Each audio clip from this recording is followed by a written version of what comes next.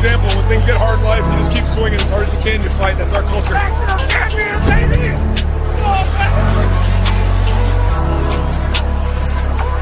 I promised you we had a plan. Remember that we talked about a plan? The plan was infallible. Part of that infallible plan is getting the team prepared, ready to go, so we start practice. Our coaches know what we got. And there's not one person in America I trusted more than Coach Mick and that staff. Think about this. 130 teams either today, they report, or they've already reported. 130. 16 weeks from now, there's going to be one champion. One champion in our conference, one champion on the side of our conference. And in the country, one team's going to do this. Not 36, not 48, not 44, one. That tells you how hard it is to be a champion. To do right all the time. To know your assignments. To have 11 guys play hard on every snap. That's hard. That's why there's one. I want a hungry team. I want a hungry team. I want a team that can't wait to get out there. Where there's a bunch of players that maybe, whenever you have a new coaching staff, you haven't played much, maybe you're trying to make a name for yourself, you're a hungry football player. I want a hungry team. And last one, most importantly, I've got to coach a few of them. I want an angry team. I want a pissed off football team. I want a team that has a little chip on their shoulder. Maybe something's been taken from you. Maybe something hasn't. Maybe something's been taken from you. Are you a team that's going to go get it? You're the Ohio State Buckeyes. You're an angry football team. You got an angry staff. You got a bunch of guys that are getting ready to start a journey. We're starting that journey tomorrow at 5 a.m. You're a hungry football team, and I'm proud to be your coach. There's a plan in place, right?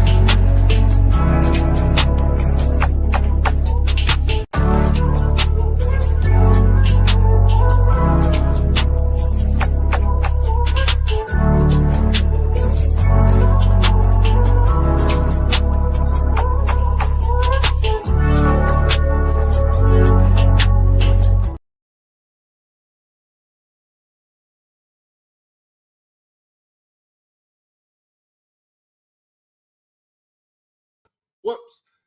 I was muted. I don't know how I did that. But anyways, welcome to the Voice of College Football Ohio State channel. We have the world famous Buckeye show going down tonight as we preview Ohio State versus the Ohio Bobcats at Ohio University. We will also be talking about the AP poll, some things that I saw from last week, and then I want to talk about our underrated game as well. But as we do always on this channel, right here, we talk about the Ohio State Buckeyes, and we will be getting into that, man. But while you are here, make sure you hit that like and that subscribe button. If you are watching on Twitter, we appreciate you watching. Make sure you hit that like and that retweet button as well. And you can comment, join the discussion. Let us know what you have for us today, man. So it's good to see all of you all in here, man. Again, like I said, make sure you hit that like and subscribe button, man. And we're going to get into it. The world famous Ohio State Buckeyes. We might be in a situation where we have a superstar coach on our hands, kind of like how we did with Brian Hartline. So right from the jump, make sure they understand they're playing somebody different tonight. They're playing the Buckeyes.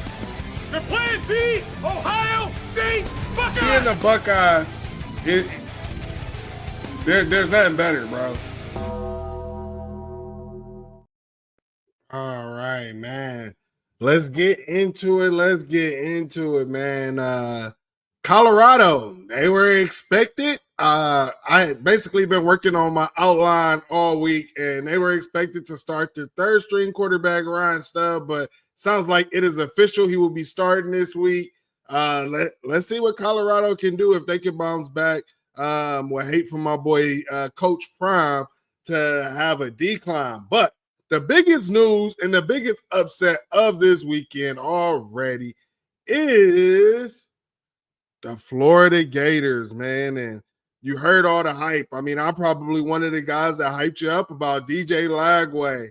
But I don't think that DJ Lagway is the issue. I believe he got all the talent. I believe the issue is the coaching staff, man. So something is going on with that coaching staff. Something is going on within the team that they need to go ahead and they need to figure out. But Florida went ahead, lost at home to USF 18-16.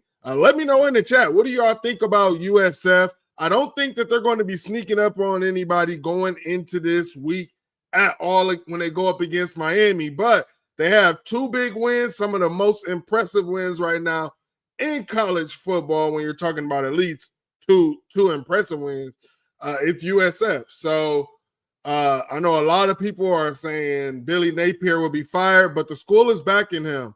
And, you know, some of former players are backing Billy Napier. So let's just see if it was a hiccup, if the team was just down. They got a big opponent coming up with LSU.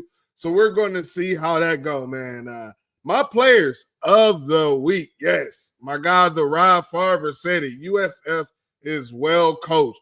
And Caleb Downs was talking about it on his show. If you watched it today, he said that, you know, Bama, if anybody remembers when Bama played USF, they were in a heater with USF as well, man. So that's a team, and I've joked, but I'm kind of serious about this. If anybody knows me, you know I've been pushing this narrative about getting a South Florida school in the Big Ten, and really it's for recruitment purposes only. And people will say, wait. You guys already got like South Florida guys. You got Brandon Ennis. You got Jeremiah Smith. You know, you got, you know, the Kenyatta Jacksons and stuff like that, right? Well, why do you want more? I'm greedy. I'm greedy like that. Yeah, I would love for Ohio State to be able to go down there every, you know, 2, maybe 3 years and, you know, be able to plant a flag. You know, I mean, I remember the video a couple years ago where this little kid was saying, man, don't go to Miami. They trash, man. Like I said, listen to the kids. But no, Miami has been looking good. I got to stop trolling them, man. But my player of the week is John Mateer, what he did against that team up north, man. He has now started a team up north. Civil War is what John Mateer did, man. So I'm gonna start calling him General Mateer because what he did was very military-like, as that team up north likes to be with their counter stallions. You know, John Mateer went out there like a general and just dotted guys up. He was 21 of 34, 270 yards, 1 passing touchdown, and he also had 2 rushing touchdowns as well. And he was definitely putting that team up north in conflict, using his legs. And I personally felt like OU, the majority of the game, like, I'm like, okay, OU's probably going to win this game. I thought that it could have even got out of hand, man. But shout out to John Mateer and what he's able to do at OU. And let's see, because people are saying OU might be that team if they go and they beat Texas and all of this stuff, that they could possibly be that team that gets in the playoffs. But if you go check out their schedule, they have one of the hardest schedules in P4. So let's see if they can run that gauntlet. We'll see about that, man. Buckeyes in the NFL. Wide receiver you. Yeah, that's the Buckeyes. They had themselves a day, and my Bucks in the NFL has to be Emeka Egbuka with 4 receptions, 67 yards, and 2 touchdowns. How can you complain about that? And here's the crazy part, the game-sealing touchdown. If you go back to the national championship with Emeka Egbuka, right? If you go back to the national championship, Emeka Egbuka called the touchdown play, the game-sealing play for Jeremiah Smith, right? He called it. He did the same thing in this game as well, man. It just, the young man is cerebral. And you see everything that he talks about off the field and how it's able to translate on the field. It's amazing to see. A lot of people was thinking, oh, Emeka's not a first-round wide receiver. You guys see why right now. And you got NFL guys who are already singing his praises. You're talking about vets like Mike Evans, man. And I mean, if you got Mike Evans singing his praises, I don't understand how you can hate and go against that.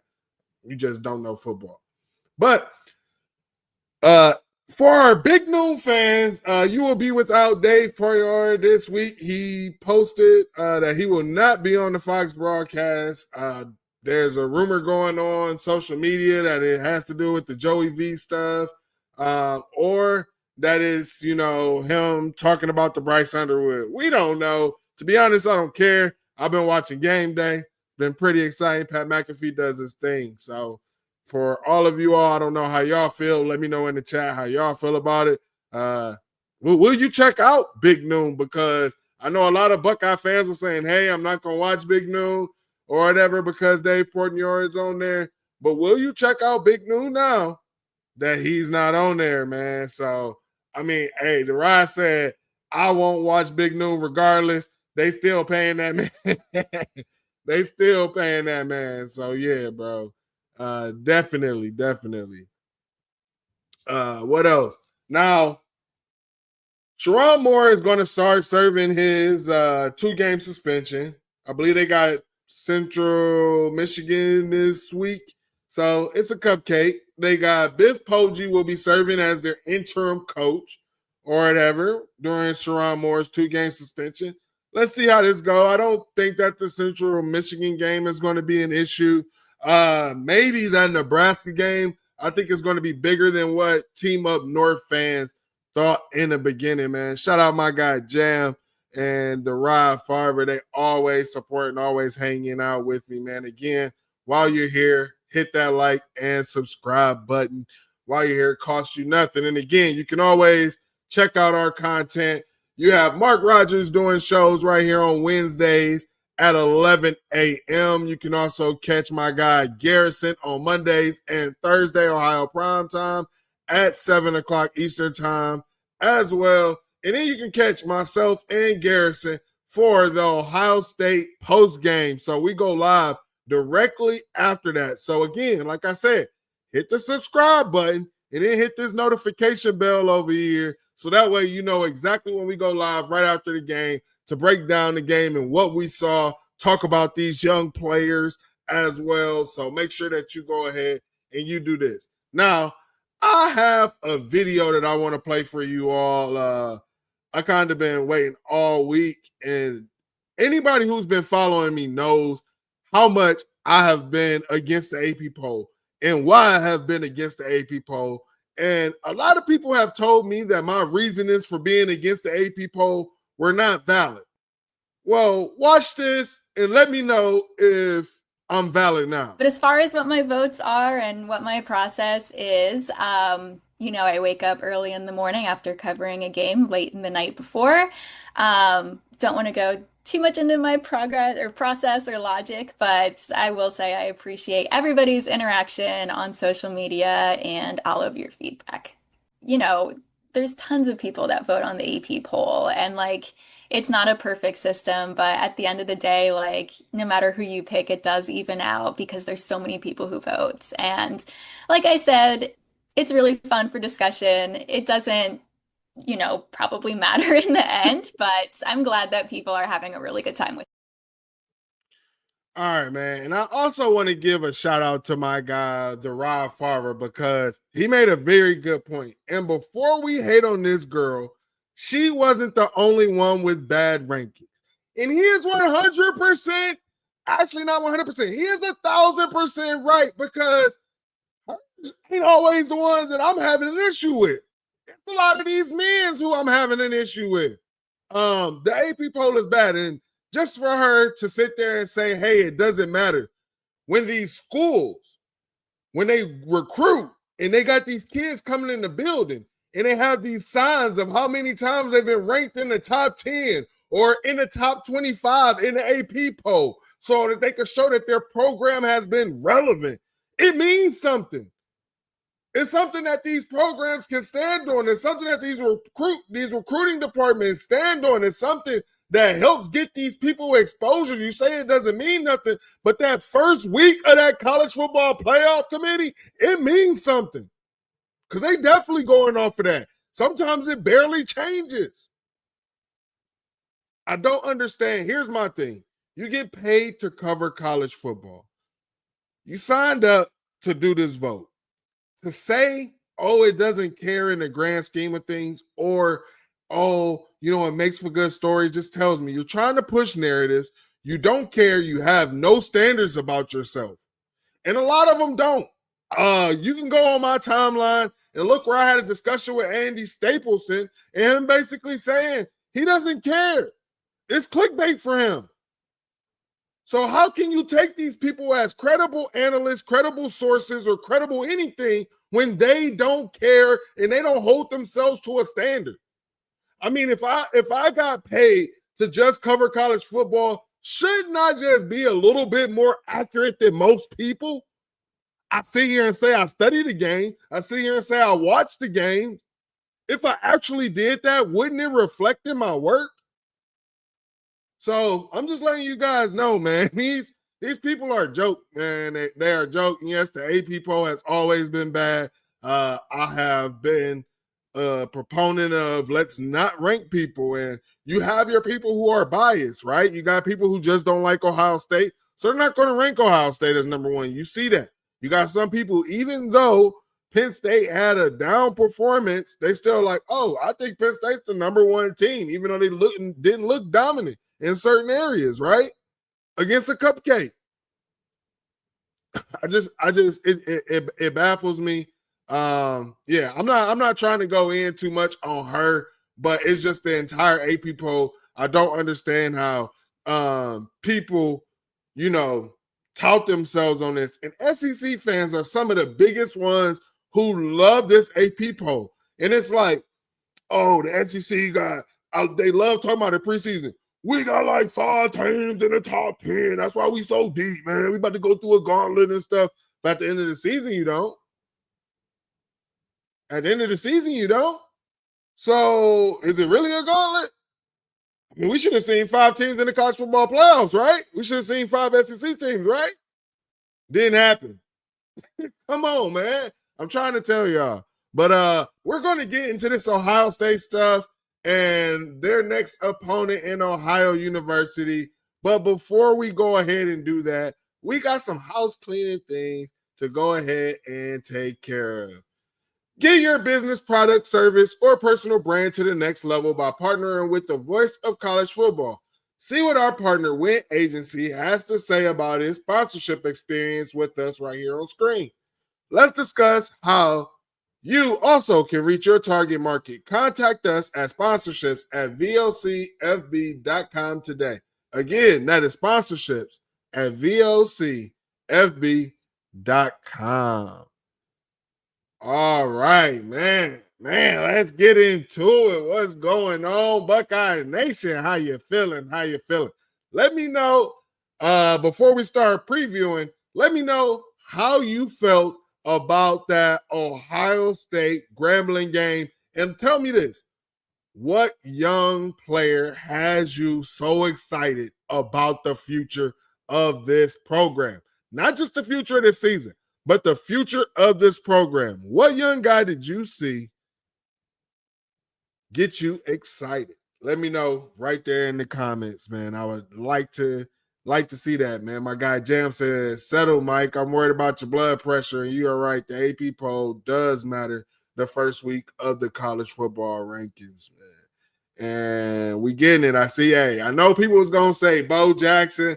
Everybody looking at Bo. Yeah, honestly, Bo Jackson looks like he has a very high ceiling. I think he has one of the higher ceilings out of the entire running back room currently right now. And he's obviously, there's some things that he needs to work on. They got on to him.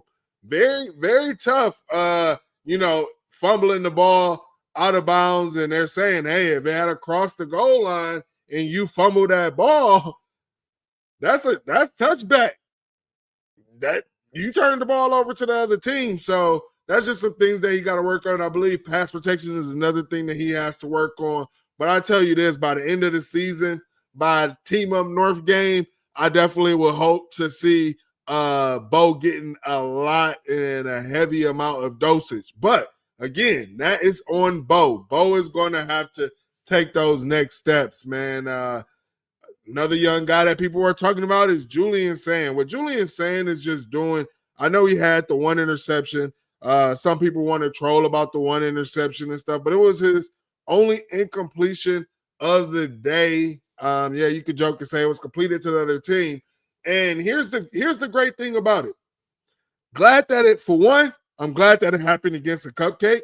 And for two, when your young quarterback is able to come off the field and go look the coach in the eye and say, hey, I know I was late, didn't have to go look at no film, didn't have to go sit there and look through the tablet and say, oh, where was I wrong? What should I have done better? He already knew. I just think that's elite. And you know how Ryan Day like to do at the end of the season when they get to them playoff games. He like to come different. And Julian, once he gets that experience, yeah, I think that we'll definitely be able to see him. Another guy, Fahim Delane, is going to be a star. Yes. I mean, that's another guy who just seems to me looks cerebral. He's always around the ball. He's going to make a lot of plays for Ohio State. The more and more reps that he gets, I'm very excited for him. But let me take a sip of water. The guy that I got to talk about, you know I was about to talk about this guy. My guy, Riley Pettijohn, man. Definitely shout out Riley Pettijohn. He did his thing in this game. Dude was just going crazy. What he had? He had a fumble recovery for a touchdown. He also had a forced fumble as well. And I mean, he was just making plays. And he also had a PBU. The young man was just making plays all over the field. And that's just what you want to see. And we've heard all of the stories, the coaches, everybody raving about this young man, right? And that's exactly what we just wanted to see was, is this young man for real? How is he going to look out there? And we got to see it. And I don't know about you all, but the future of that linebacker room is very bright. Also, you got to talk about TJ Alford. He looked good as well, man. So shout out TJ Alford.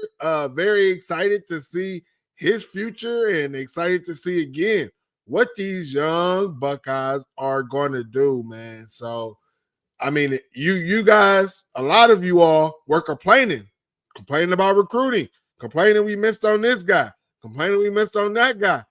And I tried to tell you, let's just pump our brakes. Let's wait, right? One thing that I had believed in was the simple fact of, can we develop? That was my biggest thing that I told you all, especially about the offensive line when y'all were going at Justin Fry. I was like, this season, which was our championship season, I said, if he could show me that he can develop, and then he goes and he put those guys in the league, that's the resume builder that he just needs to go and sit there and like, look, I did this, and I did this. But he was just ready to go ahead and get to the NFL. But we just got to give our guys time, man. Again, my people watching on Twitter, shout out to you for hitting that retweet button. You don't know how much it means to me. And the support, shout out to you all, man. Definitely appreciate you all, man. They asking, where is Terry? Hey, man, you know, we family men. We're family men. Family come first. Some things, he just felt like I said, family come first. Nothing major. Everything is good. He just got to step in and be that dad. It happens it happened to me, a couple times last year where, hey, wifey needed some help. Dad had to step in, it be like that. So another guy that everybody's talking about is, Riley Pettijohn, Devin Sanchez. Those my two guys for sure. Definitely going first round. I can see it. I definitely see it. Again, appreciate you all for hitting that retweet button, man. Jeremiah was the offensive player of the game. We kind of talked about defense. Shout out to Jeremiah Smith. He was going to have his bounce back game. And it's just kind of funny how, I was talking to someone and I was like, remember his first game or whatever, he dropped a pass. I know obviously the Texas game was more than just one pass, but I'm like, I think that he'll be fine. We probably won't see any more again. I mean, even his touchdown pass was low, and he caught it. So I'm not worried about JJ. Shout out to JJ, always doing what he is supposed to do, man. We talked about the young guys, but let's go ahead and I'll say this. because we talked about the young guys on defense. We talked about Bo Jackson, and I'll say this. I want to see Bo get first string snaps. That's what I want. I want to see him with the first string. He needs the reps. I believe if we want to be at our best, because I'll tell you, go back to 2019, a running back goes down, and I mean, literally, if JK didn't go down, I still feel like we win that game as well. But we couldn't really push the ball when our running back went down because the backups didn't have that same impact. You're gonna have to have Bo ready or whatever late in this season. I think that this young man can definitely, have a very, very very good impact. So he has to play. Here's the thing about our game against the Ohio Bobcats. We get a night game, so clap it up for that. But damn it, it's against a cupcake, man. We ain't never gonna get one against no primetime team. And I'm just watching this. I'm like, Oregon got a big noon kickoff, not at home. They got it on the road against Northwestern. So cool. Northwestern's talking crazy about Oregon. I don't know why they're doing that. Oregon's about to go in there and smack them. But here's my thing, is if Ohio State has to continue to carry the banner for the big noon, and we have to break all of these records and everything like that. And the fact that I saw Oregon and Northwestern on Big Noon just let me know that the Ohio State-Penn State game is going to be on Big Noon as well. That's confirmation. I know we were holding hope out, but it's not going to happen. But how is there any justification for any team to get paid the same amount as Ohio State? There is none. There is none. You could try. Hit me up in the comments if you want to. Try to give me an explanation why other teams should be paid the same amount as Ohio State. Why? They don't have the viewership numbers as we do. They're not as consistent of a brand as we do. They haven't brought in the CFP era. They have not brought in as much money as we have brought in for this conference as well. Also, we carrying in a whole entire network. What network we ain't busting out the numbers on? Come on, man. I mean, shoot. You put us on ESPN and we still busting out the numbers over there. It don't matter. Like, yeah. What other team should be getting paid the same amount as us? There is none. So, but we got to get into this game. Why is this a good tune-up game? Let me know in the comments why you believe Ohio Bobcats going up against the Buckeyes is a good tune-up for our Buckeyes. Why is this cupcake game, as the people like to call it, a good tune-up? You're talking about a Rutgers team that did pretty good against you're talking about an Ohio team that went ahead, got a dub against West Virginia, had a really good game against Rutgers as well. And to be honest, I believe Rutgers has a better quarterback this year, but their defense was Rutgers defense was a little shaky when I was watching that game, which I was kind of shocked in, right? But they kind of took Rutgers to the wire. So this is definitely going to be a step up from Grambling. But I'll tell you why I believe this is going to be a good game, right? Going after this game, we have a bye week. And that bye week, my biggest thing about Matt Patricia's defense, I know that he can scheme coverages for these passing teams, right?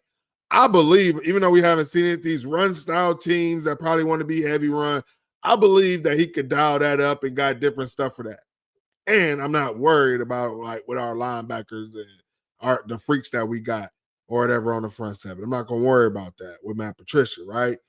My thing is one thing that you see sometimes, like elite defensive coordinators like Nick Saban, even Kirby Smart, they always had an issue with the mobile quarterbacks. Shout out Jam. He is we here. And this mobile quarterback at Ohio University, this quarterback's mobile. He can use his legs. He can make things happen. If you're not wrapping up and just throwing the shoulder, he will probably make you pay. You have to wrap up and get this guy on the ground. You have to have eye discipline, right? If they're doing the read option, those are some things as well. And also, Jermaine Matthews coming on the corner blitz, took a bad angle and the quarterback made him pay. Going to have to take better angles this time, right? So that's something that I'm interested in seeing. Why am I interested in seeing is because after our bye week, we go up against Washington, and their quarterback is dynamic running the ball. So I'm not really worried about Washington on defense. I'm not really worried about like their skill guys or anything like that. But one thing that has hurt some of the best teams is a mobile quarterback. So especially when you're talking about in the red zone and you're talking about short yardage. So this is going to be a good tune-up game, something for the guys to be able to look out for, something, for them to be able to also go ahead, put on film, see things that they got to work on, and go ahead and knock it out, man. So my question for you guys in the chat, what are you looking to seeing in this game? It can be on offense. It can be on defense. It can be on special teams. It could be just, hey, I'm looking to see this from this player. One thing that I'm looking to see is I'm looking to see who's going to be our returner for the season, right? Ryan Day said Brandon Ennis is going to be back there, but we have Jeremiah at our disposal. We have Caleb at our disposal. He didn't say Bryson Rogers, but I'm very interested in seeing Bryson Rogers, even though he did the whole, fake fair catch and then ran after. So I'm very interested in seeing that BI this week. While you back there, no dancing. I need to see you go out there, hit that one cut, get up. That's what it's about, man. I mean, the only time you dancing is if maybe you going horizontal cut, and then you get in that field. But ain't no real dancing. You need to be getting that field. I want to see that on special teams. Ryan Day spoke on Nick McLarty, saying that he's not there yet, but he's getting better, and he's probably going to be worked in on punts. So maybe we'll see him, sometime in fourth quarter. We'll see how that goes, but I'm definitely interested in seeing a punter who can actually flip the entire field. I feel like we haven't really had that in a long time. So, I mean, that was one thing. Here's the thing. A lot of people, is down in the Ohio State win versus Texas. The fact that, Texas was flipping the field on us, but we weren't really flipping the field on them. They were basically starting close to the 50 the whole time, and we still won. We're basically giving them 30 more yards than what we was having, if not more than that. Heck, we started on our basically 1 yard line. So, I mean, very impressive by our defense. Very impressive by our defense. What else are we looking forward to see? I want to see a dominant run game. I do. I want to see a dominant run game as well. And here's the thing why I feel like we haven't gotten as creative in our run game. But against Ohio University, we shouldn't have to. We should just be able to go ahead and dominate those guys as well. So I do want to see that. I want to see some burst out of Peoples. He still hasn't flashed. I need to see that. I need Peoples to go ahead and hit something, flash for me and do something. So shout out to James Peoples as well. Shout out to CJ Donaldson. I mean, they basically gave him 4 carries last week, and he was done. I think he averaged like 5-6 yards or something like that. So shout out CJ Donaldson. Another thing that I want to see is I want to see more of the young wide receivers. I feel like we know what Jeremiah can do. We know what Carnell can do. Still want to see a little bit more of BI, but I want to see what these young men. I want to see more. The Marlon Graham, the one catch, I was like, I got to see what he do with it if he get another one, right? That wasn't enough. I want to see Quincy Porter. I want to see Phillip Bell as well. If he learned how to sit down in the dang on zone, you're wide open. But I don't know. Maybe Tavian. I was wondering, I'm like, Tavian about to get somebody killed. But maybe he threw it as a wake-up call, like, idiot, you're supposed to sit down in the zone. Now look what happened. So I don't know. I doubt that that's what happened, but it is what it is, man. Another thing that I want to see, again, them young linebackers getting out there We saw a lot of Peyton Pierce. I want to see more Riley, TJ, Alfred. You're talking about another step up in competition from Grambling, right? That was FCS level. You're talking about now group of 5 level. These young freshmen can go out there and then have another good game and another good showing against another step up and level of competition. I'm going to be ready to lie, bro. Lion season will be back in full effect. I'm telling you. So let me know right now in the comment section while you're here. Like and subscribe to the video. We appreciate everybody here. Again, we have shows for you just about every day on this channel. You got Mark Rogers Wednesdays at 11. He also does college shows on the main channel as well. But you can catch him on here. You can also catch my guy Garrison on here Monday through Thursday at 7 o'clock for Ohio State primetime show. On Thursday, you got something that you want to get off your chest. You got something that you want to talk about, something that you want to speak on.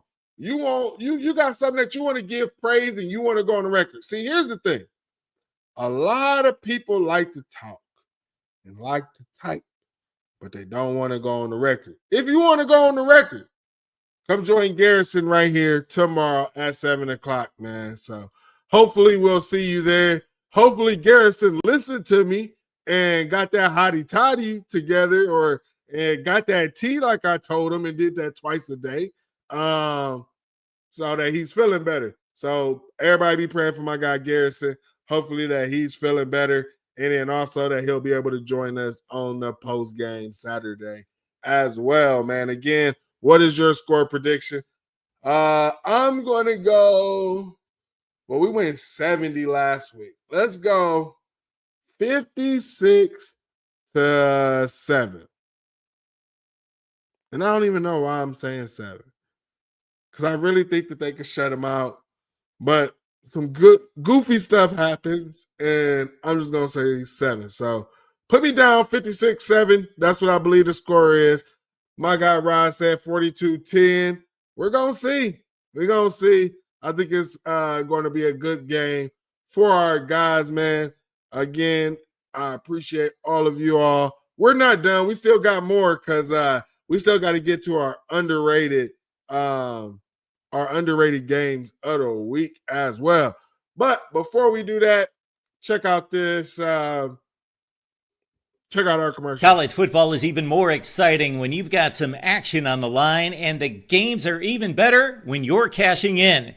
And the Voice of College Football is the place to be to get the greatest value. Start with my picks. 75% against the money line, 58% against the spread, and I've got a 40-plus year track record.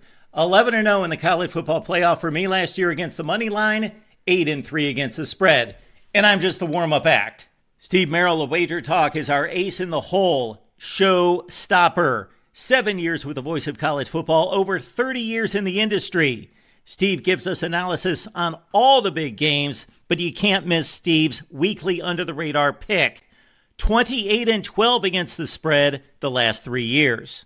You also get picks from some of our top analysts here at the Voice of College Football, including Corey Bratta, Matt Zemek, and Steve Dace. Check out those numbers. Become a YouTube or Patreon member for just $99 per month. Go to the main channel on YouTube, click join, and then select the betting tier. Do the same thing on Patreon. Make 2025 a winner now. Welcome back to the world famous Buckeye Show, man. Again, while you are here, if you're just joining us, hit that like button, man. And again, we are here every Wednesday at 7:30 p.m. Eastern time. So make sure you mark your calendars for it so that you pull up live. Come join the discussion. Be a part of the chat. It's always a good time. My guy Rod is always holding down in there. Jam's holding down in there. We're missing a few people today, but that's all right. I understand. You know, we can't be everywhere every time, right? Right. And then Jam said, I'm hoping our D stops them. He put 42-3. Yeah. So, like I said earlier, man, one of our underrated games, we got a 4:30 kickoff on the CW, man. It's just crazy that, I don't know, you can call me an old head, but growing up, with the Frog on the CW, and now we got football on the CW. I mean, hey, it is what it is. You got USF, number 18 USF, taking on number 5 Miami. Like I said, a 4:30 kickoff. I think that since USF is not creeping up on Miami, I think Miami goes ahead and wins this game. I know a lot of people, weren't talking about it, but here's the thing. I was listening to my guys, Chris and Zach over at Minutes, and they was talking about in the past 2 games, USF has over 30 missed tackles in 2 weeks.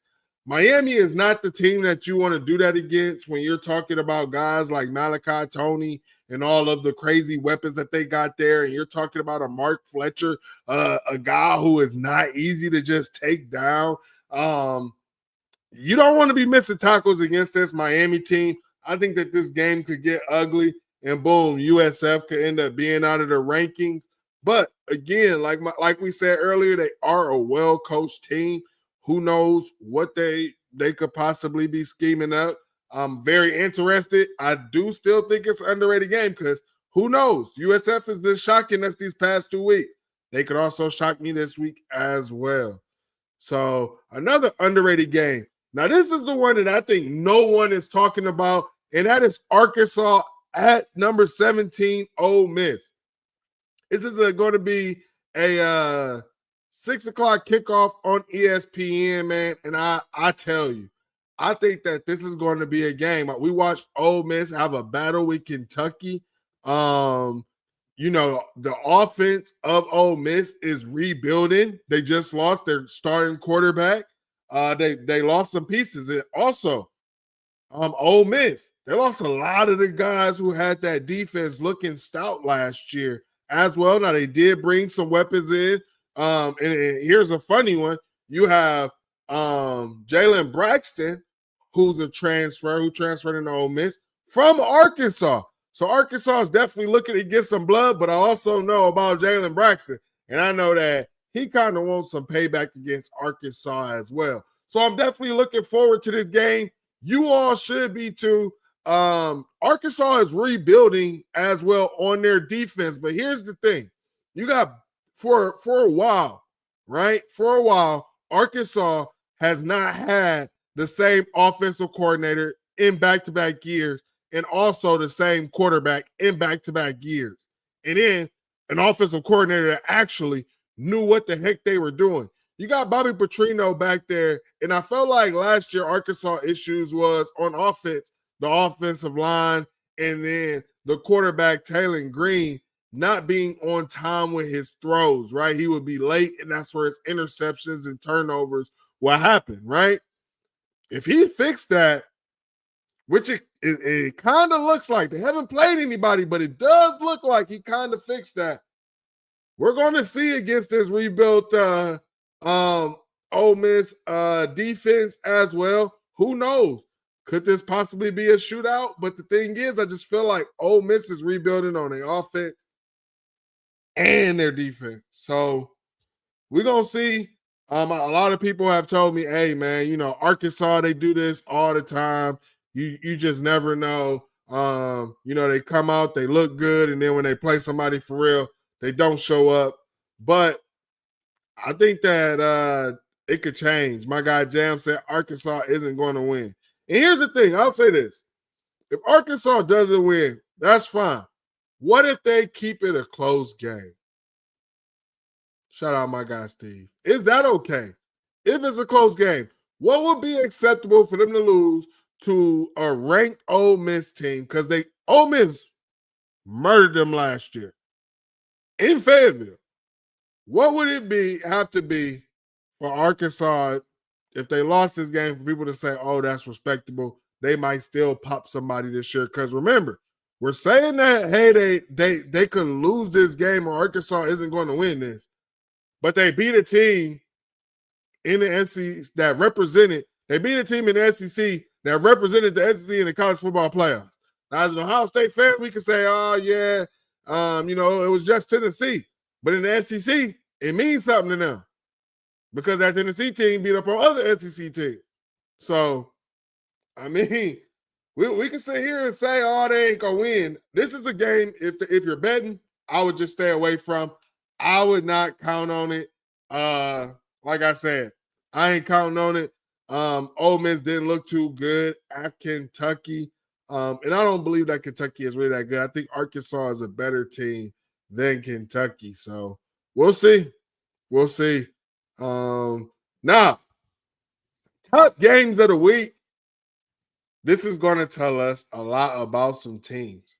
And I'm going to start off. This is a conference game right here. The first one that I'm about to speak on.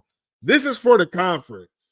I feel like whichever team loses this game, you might be able to just say, hey, they're probably not going to be in the conference championship.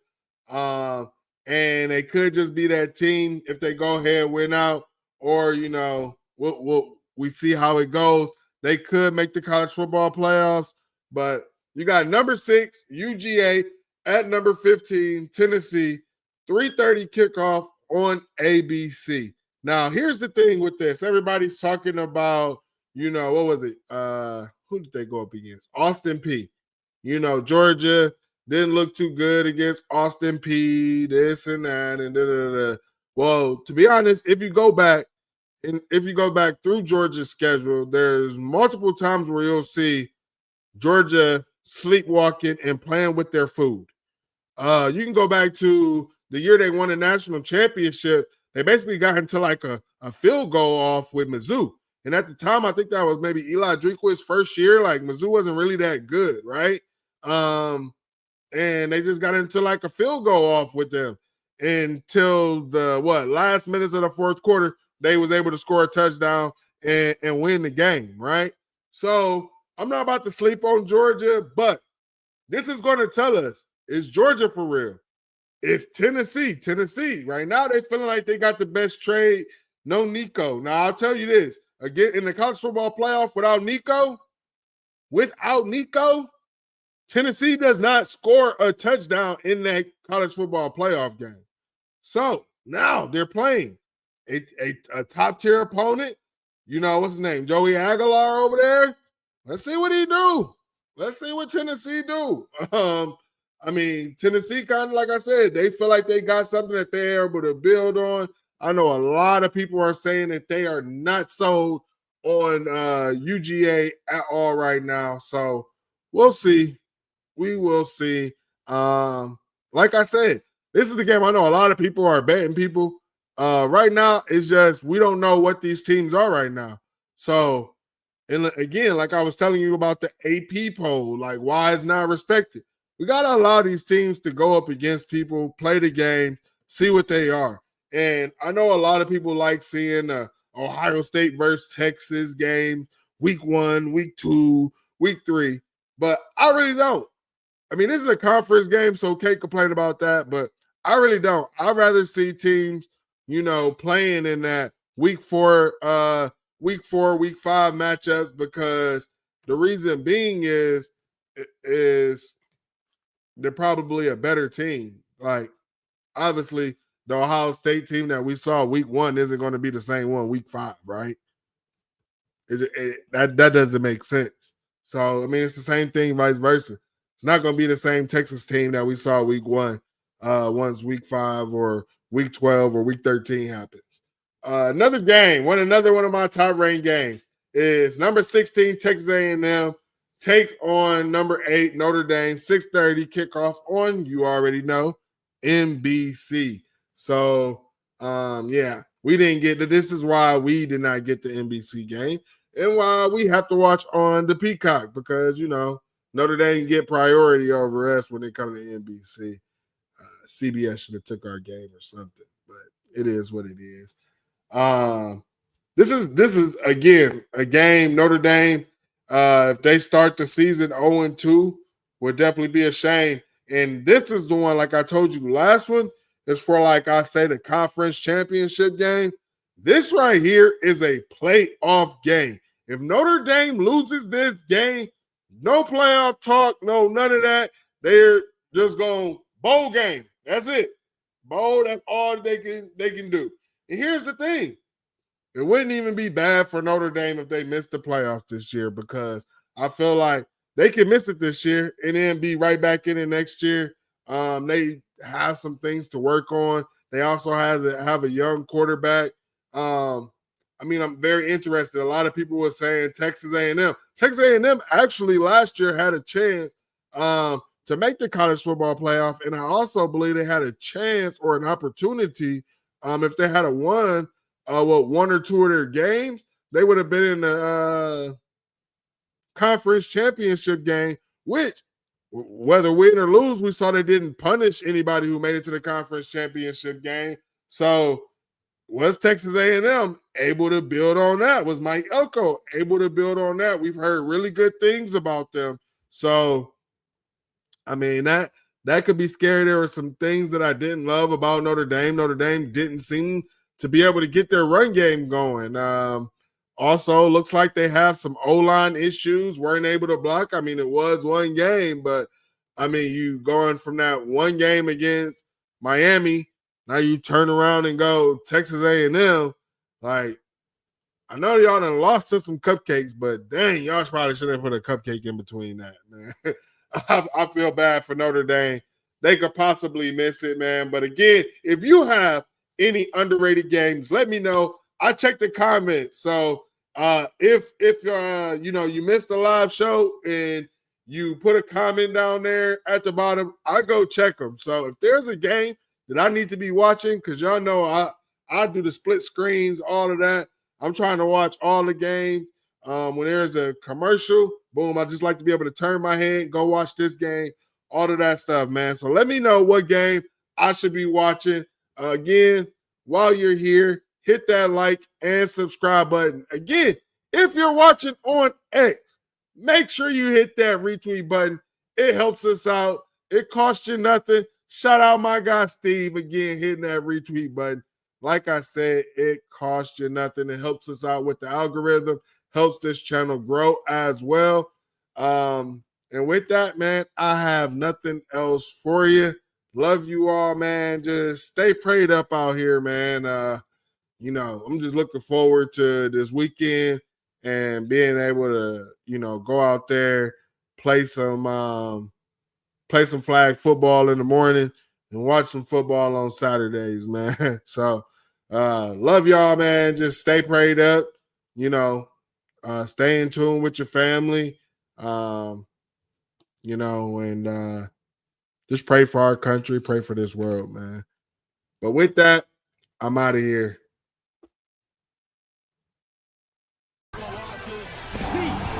World famous Ohio State Buckeyes. We might be in a situation where we have a superstar coach on our hands, kind of like how we did with Brian Hartline. So right from the jump, make sure they understand they're playing somebody different tonight.